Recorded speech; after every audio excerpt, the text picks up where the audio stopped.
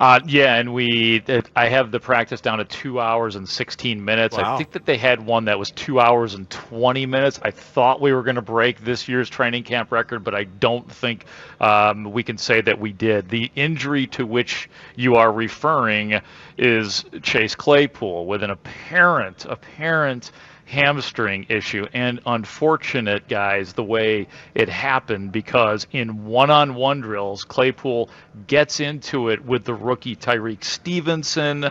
There was a lot of shouting going back and forth. Actually, to be specific, Claypool kind of knocked Stevenson down. Stevenson took exception to it. Claypool, telling the rookie to stay in his place. So those two are jawing back and forth. Then on the next play, Claypool kind of pulls up a little bit lame, kind of slowly walks over to the sideline, and then we never saw him return to the practice. He remained on the sideline. I never saw him getting any kind of medical treatment, but it again appears that it's a hamstring. Matt Eberflus would not say how serious it is, nor would he really acknowledge the injury, but we did talk to Matt Eberflus, the head coach of the Bears, just moments ago about the incident that went down and how to rationalize it.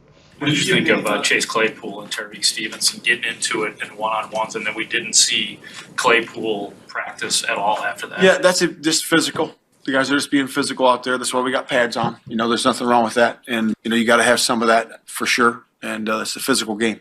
It's more than physical. With Chase, has been very verbal. He's been getting into it verbally with a lot of defensive backs throughout camp, including today. How do you gauge whether that is becoming disruptive or problematic for practice? Yeah, I just look at, when you talk to another opponent, right? And that certainly happens during the game, and that's part of some people's game. And some guys are just, hey, focused and, more quiet. But if that's part of the game, it's part of the game, as long as it doesn't go lead into penalties, or lack of execution.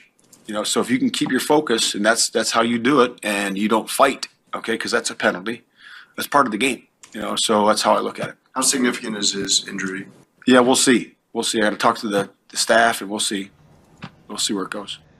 I mean, I guess it was good that he was not taken off the field. And like I said, he wasn't heavily favoring it, and he stayed engaged while he was on the sidelines. But, man, I don't know what you guys think. I have, like last year when Claypool when he went crazy on the sidelines, I supported him 100% because I thought somebody needed to shake things up in the midst of a 10-game losing streak.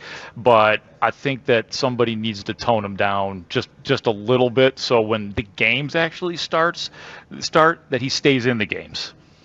There's multiple reasons why this is bad. Number one, this is the second time he's gotten into it with a teammate, when you consider that Eddie Jackson is a teammate of his, and now we're hearing this about Tyrique Stevenson.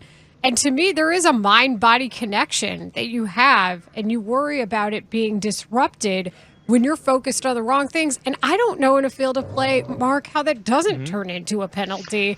I know that Matt Eberflus said that's his concern, but when the concern is also perhaps injuring yourself because you're not doing the right things mentally, then I take offense to all of it. Yeah, and I was talking to a former Bears player on the sidelines, and we were watching. I was asking him, how do you deal with Claypool? And he said what I was thinking, and that is, look, you don't want to take that aggression out of him. But what he said was, you need to identify somebody on that offense that is going to be responsible for keeping him calm in those situations. And the name Cole Kmet popped up because obviously Cole Kmet, a growing leader on this team, has a relationship with him from their Notre Dame days. So I just think that this is going to have to sort of come from within. I don't know if it requires something as serious as let's have a meeting with this guy and figure out what's going on. But at some point in time, while some of this is fun and it's training camp and the fans get into it and it's a great story for us, he's going to get booted from some of these games if that's what's going on during them, for sure. And look, we've been saying in a lot of the reports, Chase Claypool has looked good in this training camp. He has caught multiple passes in all the ways that you want to see Chase Claypool catch passes. But again, to the original point, it'd be nice to see him stay in games and maintain some sort of composure and not be standing on the sideline for an hour and a half of practice like he was today. Why why would he choose to keep doing this when he knew, and I presume the team has told him, that mental focus is a major issue for him? And which that's why I think Jason Leisure did a wonderful job following up, because he did. Really, really good, because he didn't even lead with a question. He was like, sorry, Matt, that it wasn't physical. Yeah. This was also verbal. And Right. this is what they're so this is an ongoing thing. I don't like the fact that Claypool doesn't seem to understand it's an aspect of his game that's not helping him. Right, and the fight with Eddie Jackson was one thing, because Eddie Jackson jaws a lot and he's a big talker and all that. So he, to some degree, I think Eddie Jackson probably appreciated it. But what went on today with Claypool and Tyrique Stevenson, like, it wasn't funny. Like, it was Tyrique Stevenson taking and by the way, he was also flagged on the play, just for the record, because he shoves Tyrique Stevenson at the beginning of the play. So it was a penalty. It was a penalty. Yeah. It was a penalty. Said it wasn't. Yes. They threw the penalty for offensive pass interference on Chase, or whatever the penalty was, but he did get hit up for it. Yeah, and I mean, some of it is, of course, wide receivers versus DBs, veteran versus rookie, and you heard that coming out of his mouth, stay in your place, rook, and Tyrique Stevenson was not having it. So this is one of those times where it's not like, okay, we're all going to hug afterwards, and maybe they did. I did, but I sure didn't see it, and I saw Claypool on the sideline the rest of the time, and yeah, I mean, a certain amount of it is okay, but today was the first day for me that it went over the limit. And if you listen to me, I've been defending Claypool on these things since last year when most people were not.